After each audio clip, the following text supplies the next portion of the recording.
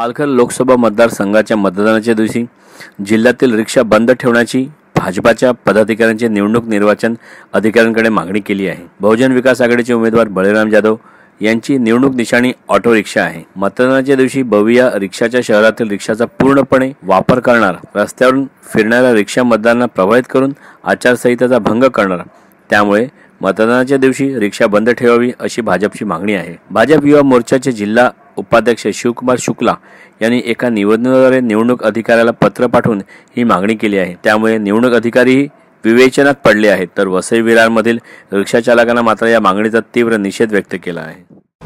मी auto rickshaw taxi चालक मालक महासंघाचा अध्यक्ष विजय खेतले।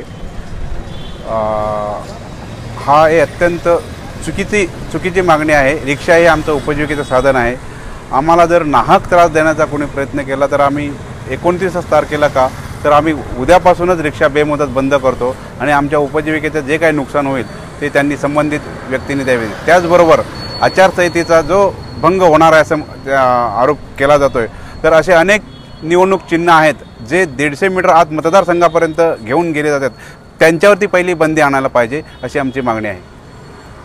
निर्णय कसा वाटतो? एकदम अत्यंत चुकीचा आणि नाहक त्रास देण्यासारखा बेजबाबदारपणे आम्ही याचा जाहीर निषेध करतो। हा संपूर्ण पालघर जिल्ह्यातील लाखो रिक्षा चालकांच्या उपजीविकेच्या वरती गदा आणण्याचा प्रश्न आहे। अत्यंत चुकीच्या पद्धतीने ही मागणी केलेली आहे। तुमच्या रिक्षा इलेक्शनच्या जोरात बंद केला तर तुम्ही काय करणार? आम्ही रस्त्यावरती दुसरं उपाय का आमच्याकडे? रिक्षा बंद केला तर आम्ही कायम एक तर आम्ही जिल्हाधिकाऱ्यांवरती लॉंग मार्च काढून याचा जाहीर निषेध व्यक्त करून आम्ही ही चुकीची मागणी आहे जिल्हाधिकाऱ्यांना आम्ही दाखवून देऊ।